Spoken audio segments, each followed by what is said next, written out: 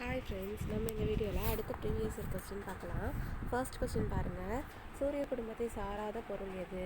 வால் மீன்கள், சிறுகோள்கள், கோள்கள் இது எல்லாமே சூரிய குடும்பத்தை சார்ந்தது. நெபுலா அப்படிங்கிறது வந்து அந்த பால்வழி அண்டம் அந்த மாதிரி இதை சார்ந்தது. அப்போ இது மட்டும் வராது. அடுத்தது பாருங்கள். நவீன அணுக்கொள்கையை பொறுத்தவரை பின்வரும் எக்கூற்று தவறானது. நவீனன்னு கொடுத்துட்டாங்க. முற்காலத்தில் தான் என்ன சொல்லிட்டு இருந்தாங்கன்னா அணுவை பிளக்க இயலாதுன்னு சொல்லிட்டு இருந்தாங்க. நவீன அணுக்கொள்கை வந்து அதை சொல்லலை. அப்போ அதுதான் வந்து தவறானது. மற்றதெல்லாம் சரி. அடுத்தது பாருங்கள். பின்வருவற்றில் கார்பனேட் தாதுக்கள் எவைன்னு கேட்டிருக்காங்க. மேக்னசைட் அண்ட் சிடரைட் இது ரெண்டுமே கார்பனேட் தாது. ஜம்மு தாவரவியல் பூங்கா யார் பெயரில் அமைந்துள்ளதுன்னா ஜானகி அம்மாள். விதை தாவரங்களின் உள்ளமைப்பியல் நூலை வெளியிட்டவர் யாருன்னா கேத்ரின் ஈசா.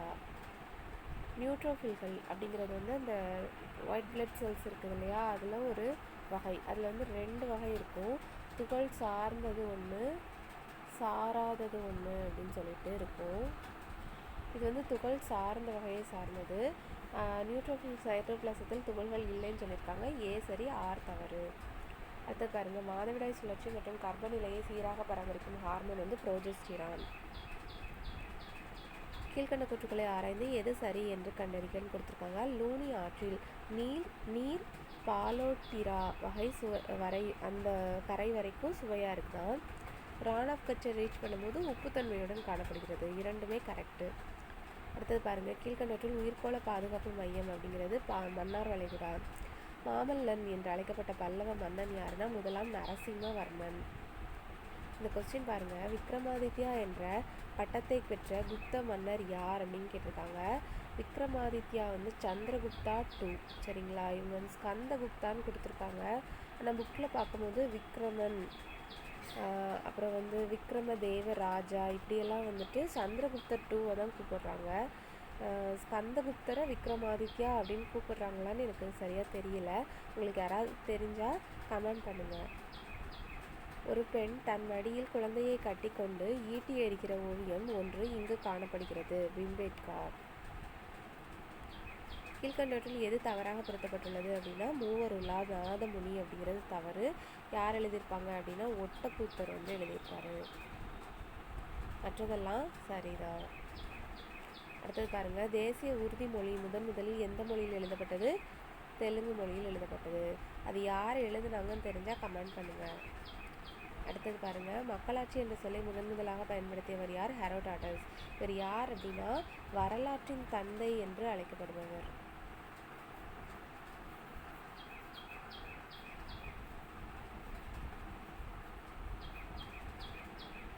பாருங்கள். இந்திய அரசியலமைப்பில் அதிகார பங்கீடு எந்த சட்டத்தின் அடிப்படையில் வழங்கப்பட்டுள்ளது அப்படின்னா இந்திய அரசாங்க சட்டம் 1935.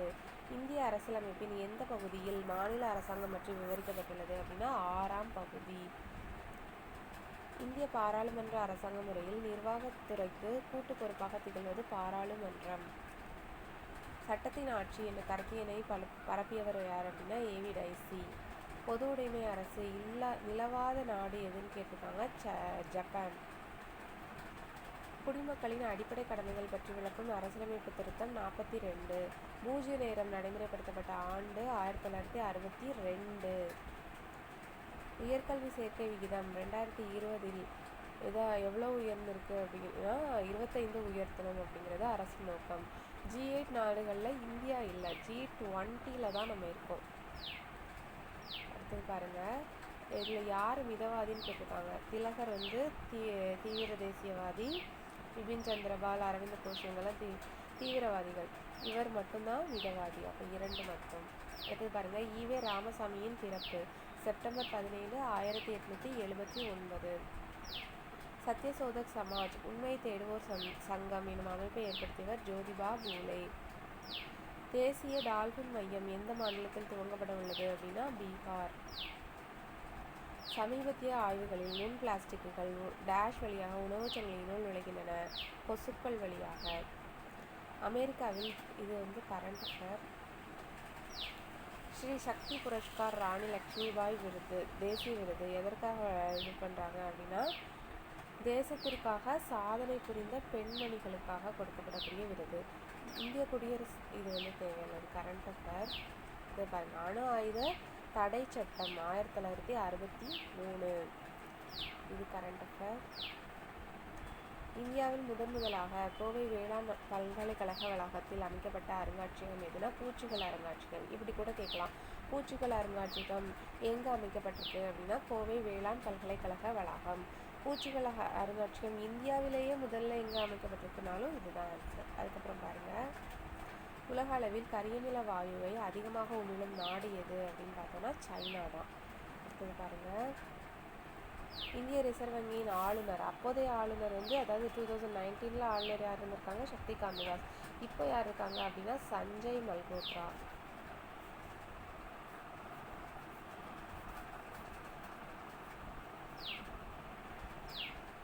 இந்த கொஸ்டின் பாருங்க, இதுக்கு சராசரி கேட்டிருக்காங்க. அப்போ இது எல்லாத்தையும் கூட்டணும் அப்படின்னா 150 வரும். பை 5 போட்டோம்னா 30.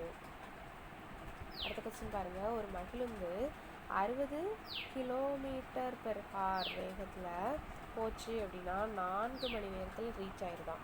இதே 20 km/h விரைவாக சென்றால் அப்படின்னு கொடுத்துருக்காங்க. அப்போ அது கூட கூட்டிக்கிறணும். இப்போ எவ்வளோ ஸ்பீடில் போகுது, 80 km ஸ்பீடில் போனால் எவ்வளோ நேரத்தில் ரீச் ஆகும்னு கேட்டிருக்காங்க. இப்போ நம்மளுக்கு இதிலேருந்து நம்ம டிஸ்டன்ஸ் கண்டுபிடிக்கணும்னா 60ஐயும் 4ஐயும் பெருக்கணும்னா எவ்வளவு தொலைவை கடக்கிறோம் அப்படிங்கிறது தெரிஞ்சிடும். அதுலேருந்து டைம் கண்டுபிடிக்கணும்னா கீழே அந்த கொடுத்துருக்கிற ஸ்பீடால் டிவைட் பண்ணிட்டோம் அப்படின்னா டிஸ்டன்ஸ் கண்டுபிடிக்கணும்னா இந்த 60ஐ 4ஆல் பெருக்கணும் அப்படின்னா நமக்கு டிஸ்டன்ஸ் கிடச்சிடுமா. அது போக எவ்வளோ மணி நேரம் எடுத்துக்கிறாங்க அப்படின்னு தெரிஞ்சுக்கணுன்னா அந்த ஸ்பீடால் அதை டிவைட் பண்ணிட்டோம்னா நம்மளுக்கு கிடச்சிடும். இப்போ பாருங்கள், 3 மணி நேரம். அடுத்தது பாருங்கள், மையப்போக்கு அளவைகளுள் ஒன்று எது அப்படின்னா சராசரி. அடுத்தது பாருங்கள், இதோட எல்சிஎம் கேட்டிருக்காங்க. எல்சிஎம் இதுக்கு போட்டோம் அப்படின்னா என்ன வரும், 60 அப்படிங்கிறது தான் வரும். அடுத்தது பாருங்கள், இதனுடைய பர்சன்டேஜ் அப்படிங்கிறது கேட்டிருக்காங்க. ஃபஸ்ட்டு அவங்க கொடுத்துருக்கிற நம்பர் எல்லாமே 2ஆல் வகுப்படக்கூடியது. நான் என்ன பண்ணிடுறேன், 2ஆல் அடிச்சிடுறேன். ஃபஸ்ட்டு 3 வரும், அடுத்தது 2 வரும், அடுத்து 5 வரும். அப்போ 3:2:5 தான் என்னோடய விகிதம். இப்போ இதை நான் என்ன பண்ண போகிறேன் அப்படின்னா மொத்தமாக கூட்டுறேன். அப்போ எனக்கு என்ன வரும் அப்படின்னா 10 அப்படிங்கிறது வரும். 3 அப்படிங்கிறது என்னென்னா 10ல் 3 பங்கு. அதை நம்ம சதவீதத்துக்கு மாற்றணும்னா 100ஆல் பெருக்கணும். அப்போது 30%. சரிங்களா.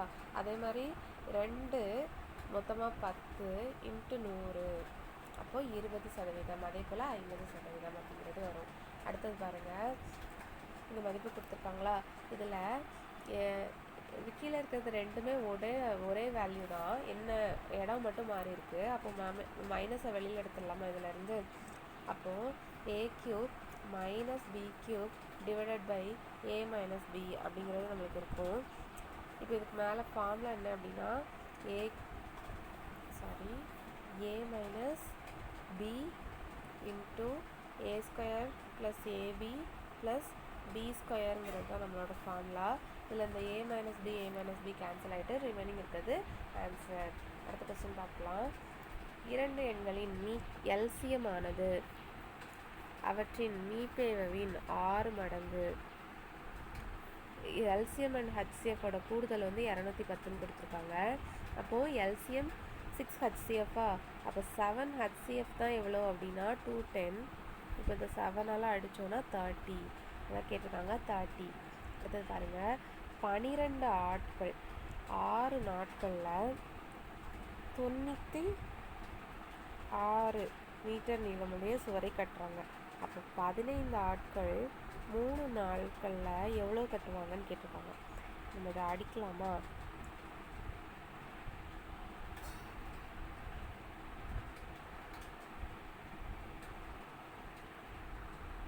இப்போது எக்ஸோட மதிப்பு எவ்வளோ வந்திருக்கும், 60. அடுத்தது பாருங்கள், 2015 ஃபஸ்ட்டு 2023க்கான டேட்டாவை எழுதிப்போம். எவ்வளோ இருக்குன்னா 3:8 இருக்குது. 2015க்கு எவ்வளோ இருக்குது அப்படின்னா 1:4 அப்படிங்கிறது இருக்குது. சரிங்களா. இப்போது இது இயர் படி வித்தியாசம் எவ்வளோ அப்படின்னா 8 வரும். சரிங்களா. அப்போ என்ன அர்த்தம்னா நம்ம இந்த இயர் கூட, அதாவது 1:4 இருக்குது பார்த்தீங்களா, அதை எக்ஸ்ன்னு எடுத்துப்போம். அப்போ x + 8 / 4x + 8 இதுதான் வந்து எந்தோட மதிப்புனா அடுத்தது 2023 இருக்கக்கூடிய மதிப்பு. இதை இப்போ கிராஸ் மல்டிப்ளை பண்ணி எடுத்துகிட்டு வந்தோம் அப்படின்னா நம்மளுக்கு எக்ஸ் வந்து 4x = 40 அப்படிங்கிறது கிடைக்கும். எக்ஸோட வேல்யூ என்னன்னா 10. இப்போது நம்மளுக்கு என்ன கேட்டிருக்காங்க, 2010ன்னு கேட்டிருக்காங்க. நம்மக்கிட்ட இருக்கிற டேட்டா 2015. அதில் எடுத்துகிட்டு போய் சப்ஸ்டியூட் பண்ணோன்னா 2015 மகன்களோடது வயது 10, தந்தையோடைய வயது 40. அப்போது 2010 என்னதான் இருந்திருக்கும், 5 35 இருந்திருக்கும். இதை கூட்டணும் அப்படின்னா மொத்தமாக 40. அடுத்தது பாருங்கள், ஒரு புத்தகத்தின் விலையில் 20% தள்ளுபடி செய்தாலும் வியாபாரி 10% லாபம் அடைகிறார் கொடுக்குறாங்க. புத்தகத்தோட குறித்த விலை எப்போதுமே என்ன பண்ணுவாங்க, குறித்த விலையில தான் நம்மளுக்கு தள்ளுபடி கொடுப்பாங்க. தள்ளுபடிங்கிறதுனால 100லேருந்து 20 கழிச்சு விட்டுருவோம். அப்போது ஆன்சர் என்ன இருக்கும் அப்படின்னு பார்த்தோன்னா 352 அப்படிங்கிறது இருக்கும். இந்த 352 அப்படிங்கிறது தான் விற்பனை விலை. அவங்க என்ன கேட்டிருக்காங்க, அடக்க விலையை கேட்டிருக்காங்க.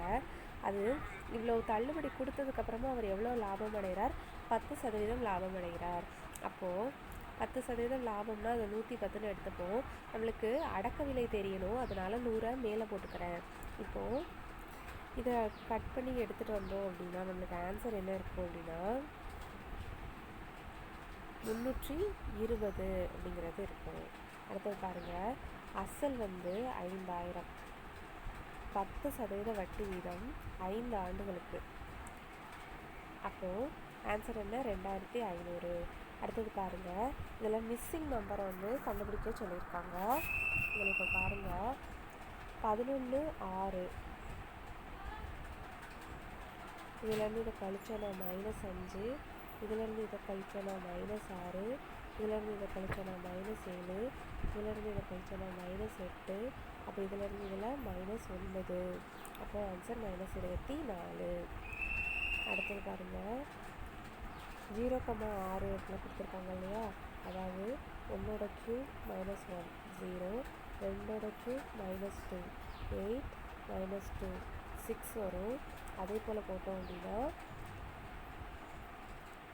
4 கியூப் -4 வந்து 60 வருமா. அப்போது 5 கியூப் -5 அப்படிங்கிறது 125 -5 120. அடுத்தது பாருங்கள், மாறா திசைவேகத்தில் செல்லும் துகளின் மீது செயல்படும் விசையின் மதிப்பு என்ன அப்படின்னு கேட்டிருக்காங்க. சுழியாக இருக்க வேண்டிய அவசியம் இல்லை. மின்காந்த அலைகள் என்பது குறுக்கலைகள். மின்சுற்றுகளில் பயன்படும் மின் உருகு இழை எந்த விதியின் அடிப்படையில் செயல்படுகிறது அப்படின்னா ஜூல்ஸ் வெப்ப விளைவு விதி. கார்பன் அதிகப்படியான கரிம சேர்மங்களை உருவாக்க காரணம் அதோடைய சங்கிலி தொடராக்கம். வைரம் வந்து ஒரு மின் கடத்தி அல்ல. இதில் வந்து தனித்த எலக்ட்ரான்கள் இல்லை. இரண்டுமே கரெக்டு. காரணம் சரியான விளக்கம். ஆல்கஹால் நொதித்தல் நடைபெறும் உயிரினம் வந்து எது அப்படின்னா ஈஸ்ட். பூச்சி உண்ணும் தாவரம் வந்து ட்ரஸீரா. பெரிபெரி அப்படிங்கிறது வந்து vitamin B1. Pellagra vitamin B3. Scurvy vitamin C. Rickets vitamin D. அடுத்தது பாருங்கள், பின்வரும் கூற்றுகளில் தவறானது எதுன்னு கேட்டிருக்காங்க. இதில் பார்த்தீங்கன்னா இந்தியாவில் 20% சர்க்கரை உற்பத்தி தமிழ்நாட்டில் உற்பத்தி ஆகிறது அப்படிங்கிறது தான் தவறானது. தமிழ்நாட்டில் மொத்தம் 42 சர்க்கரை ஆலைகள்ங்கிறது சரி. சர்க்கரை ஆலைகள் கூட்டுறவு சங்கங்களால் நடத்தப்படுகிறதுங்கிறது சரி. வெல்லம், கற்கண்டு, சர்க்கரை ஆகியவை கரும்பிலிருந்து கிடைக்கும் உற்பத்தி பொருள் அப்படிங்கிறதும் சரி. வன பாதுகாப்பு சட்டம் ஏற்படுத்தப்பட்ட ஆண்டு 1980. நம் நாட்டில் குறைந்த செலவு மற்றும் அனைவராலும் பயன்படுத்தப்படும் போக்குவரத்து சாலை வழி போக்குவரத்து. ஸ்ரீபெரும்புதூரில் பிறந்து பக்தி இயக்கத்தை பரப்பியவர்களில் குறிப்பிடத்தக்கவர் ராமானுஜர். டாக்டர் எஸ் தர்மாம்பாள் தமிழ் ஆசிரியர்களுக்கான நடத்திய போராட்டம் வந்து இலவு வார போராட்டம். கீழ்கண்ட எந்த முகலாய மன்னருக்கு பெயர் அதிர்ஷ்டசாலி? உமாயூன். முதலாம் பானிபட் போர் நடைபெற்ற ஆண்டு 1761. திவாலாகி கொண்டிருக்கும் வங்கியின் பின் தேதியிட்ட காசோலை தான் கிரிப்ஸ் தூதுக்குழு என்று கூறியவர் யார் அப்படின்னா காந்திஜி. தமிழ்நாட்டின் நெசவு தலைநகரம் எது அப்படின்னா கரூர். பாராளுமன்றத்தில் பண மசோதாவை அறிமுகப்படுத்த குடியரசுத் தலைவரின் முன்னனுமதி தேவை. ஆளுநரை நியமிப்பவர் குடியரசுத் தலைவர். அவசர சட்டங்களை வெளியிடுபவர் ஆளுநர். பிரதமர் பிரசிடென்ட் கொடுத்துருந்தாங்கன்னா பிரசிடென்ட் போடணும். அரசியல் அறிவியலை ஒரு கலை பாடமாக கருதியவர் யார் அப்படின்னா மைட்லாண்ட் அண்ட் அகஸ்டே கேம்டே. அடுத்தது பாருங்க, மார்க்சிஸ்ட் அப்ரோச் வந்து ஆண்டனியோ கிராஸ்மிக். எக்கனாமிக் அப்ரோச் வந்து ஃப்ரெட்ரிக் ஏங்கல்ஸ். ஹிஸ்டாரிக்கல் அப்ரோச் அது வந்து சபைன். இண்டஸ்ட்ரியல் அப்ரோச் அது வந்து ஜேம்ஸ் ப்ரூசி. அடுத்தது பாருங்க, எந்த நாட்டின் நிர்வாக சிறப்பு கூறுகளாக நிழல் அமைச்சரவை உள்ளது அப்படின்னா பிரிட்டன். தமிழ்நாட்டில் குறைந்த எழுத்தறிவு விகிதம் கொண்ட மாவட்டம் எது அப்படின்னா தர்மபுரி. தொடக்க கல்வி முன்னேற்றத்திற்காக தமிழ்நாடு அரசு மைய அரசுடன் இணைந்து செயல்படும் திட்டம் SSA சர்வசிக்ஷா அபியான். தமிழக பொருளாதார முன்னேற்றத்தில் தமிழ்நாடு வந்து எத்தனாவது இடம்னா 3வது இடம். வஉசிக்கு தேச துரோக குற்றம் சுமத்தப்பட்டு 40 ஆண்டுகள், அதாவது இரட்டை ஆயுள் தண்டனை விதிக்கப்பட்டது. சூரத் மாநாட்டில் கலந்து கொண்டு திலகரை பற்றி விவாதித்ததை தீவிரவாதத்தை ஆதரித்தார் அப்படின்னு கொடுத்துருக்காங்க. இது வந்து சரிதான். அடுத்தது பாருங்க, 1955ஆம் ஆண்டு பாரத ரத்னா விருது பெற்றவர் யார் அப்படின்னா ராஜகோபாலாச்சாரி. பின்வரும் வாயுக்களில் சூரியனின் அதிகமாக காணப்படும் வாயு H2 மற்றும் ஹீலியம். தாவரங்களை மண்ணில்லாமல் தண்ணீரில் மட்டும் வளர்க்கும் முறை இவ்வாறு அழைக்கப்படுகிறது ஹைட்ரோபோனிக்ஸ். வடக்கில் சீனா, மேற்கில் ஆப்கானிஸ்தான், கிழக்கில் ஆப்கானிஸ்தான் மற்றும் ஈரான், கிழக்கில் இந்தியா. இது வந்து எந்த நாட்டோட எல்லைகள் அப்படின்னா பாகிஸ்தான். சிறந்த தமிழ், இது வந்து கரண்ட் அஃபேர். இந்திய அரசால் முதல் செம்மொழியாக அறிவிக்கப்பட்டது தமிழ் மொழி வந்து 2004. ராஜ்யசபா என்பது பாராளுமன்றத்தின் எந்த அவை அப்படின்னா மேலவை. 2011 மக்கள் தொகை கணக்கெடுப்பின்படி விவசாயத்தில் ஈடுபட்டிருந்த இந்திய மக்களின் சதவீதம் 54.6%. தென் மத்திய ரயில்வேயின் தலைமையிடம் வந்து செகந்திராபாத். நிதி ஆயோக் அறிக்கையின்படி நிலத்தடி நீரை அதிகமாக பயன்படுத்தும் மாநிலம் எது? தமிழ்நாடு. நிதி ஆயோக் அமைப்பு வந்து 2015. இப்போ கொஸ்டின் பாருங்கள், இதோட மீடியன் கேட்காங்க. இதுக்கு ஃபஸ்ட்டு இந்த நம்பர்ஸ் எல்லாம் கரெக்டாக அரேஞ்ச் பண்ணிக்கோங்க. அரேஞ்ச் பண்ணிவிட்டு கட் பண்ணிகிட்டே வாங்க. லாஸ்ட்டில் இருந்து நடுவில் எதிர்க்கோ அதுதான் மீடியன். இந்த புள்ளிகளை உச்சிகளாக கொண்ட முக்கோணத்தின் சுற்றுவட்ட மையம் கேட்டிருக்காங்க. அப்போ நம்ம என்ன பண்ணோம்னா இந்த புள்ளிகளை வைத்து டிஸ்டன்ஸ் கண்டுபிடிக்கணும். டிஸ்டன்ஸ்க்கு ஃபார்முலா என்னன்னா √(x2 - x1) the whole square plus y2 - y1 the whole square. இதில் ஃபர்ஸ்ட் இது வந்து x1 x2ன்னு வச்சுக்கோ, y1ன்னு வச்சுக்கோங்க. இது x2 y2ன்னு வச்சுக்கோங்க. அப்போது இங்கே x2 - x1, அப்போ 4 - 3 the whole square plus 2 - 3 the whole square. Root இருக்குமா? இப்போ இதை சால்வ் பண்ணோன்னா 1, இங்கேயும் வந்து என்ன இருக்கும் 1 தான் இருக்கும். அப்போ ஆன்சர் என்னென்னா √2. அப்போ ஏபிக்கு வேல்யூ என்ன அப்படின்னா √2ன்னு எடுத்துக்கலாமா? இதை ஏ, இதை பி, இதை சின்னு பாயிண்ட் பண்ணோன்னா ஏபியோட வேல்யூ √2. இதே மாதிரி பிசி கண்டுபிடிக்கணும். பிசியோட வேல்யூ எவ்வளோ வருது அப்படின்னா அதுவும் √2 வருது. ஏசியோட வேல்யூ வந்து 2 வருது. சரிங்களா? இது வந்து செங்கோண முக்கோணமா அப்படின்னு கண்டுபிடிக்கிறதுக்கு பித்தாகரஸ் தியரமில் யூஸ் பண்ணுறோம்.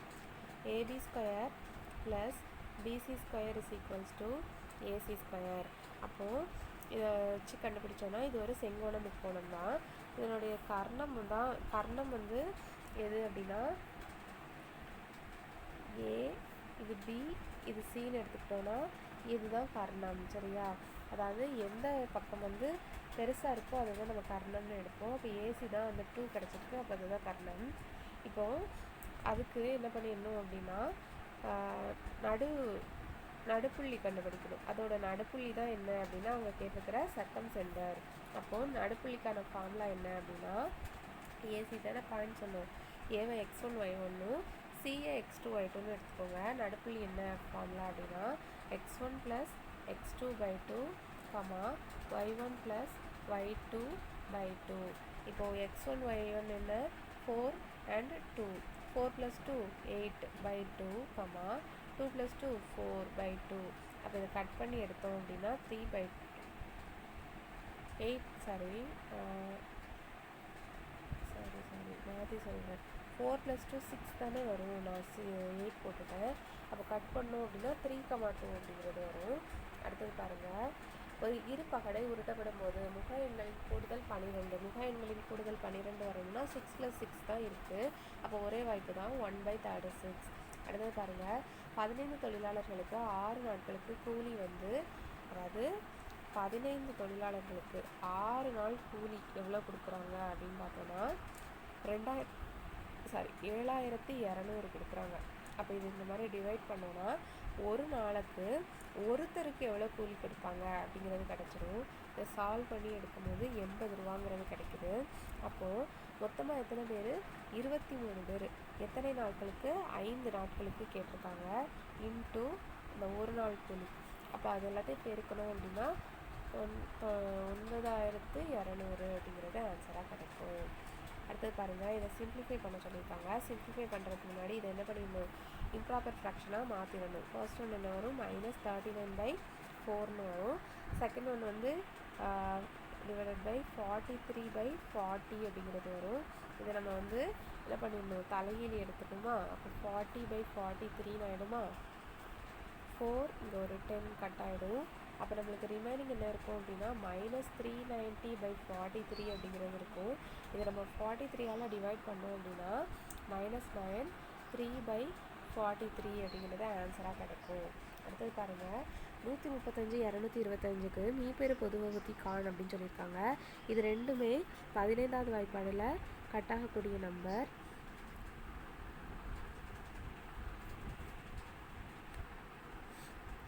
சரிங்களா?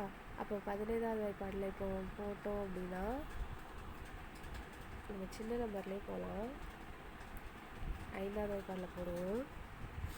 2 7 இது போட்டோம் அப்படின்னா 4 5. இது 9வது வாய்ப்பாடில் போட்டுடலாமா? அப்போது 3 5ங்கிறது கிடைக்கும். இதுக்கு மேலே பண்ண முடியாது. அப்போது 45. அடுத்தது பாருங்கள், எண்ணின் n சதவீதம். நான் அந்த 100 இந்த பக்கம் எடுத்துக்கிறேன். அப்போ என்னோட மதிப்பு என்ன அப்படின்னா 80. அடுத்தது பாருங்கள், ரூபனும் கிருஷ்ணனும் 1000, அதாவது இந்த விகிதத்தில் பிரிச்சுக்கிறாங்க. 2 + 3 5. 5x தான் எவ்வளோ அப்படின்னா 1250.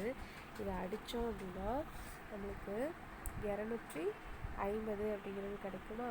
அப்போ அந்த விகிதம் எவ்வளோ அப்படின்னு பார்த்தீங்கன்னா 500,750.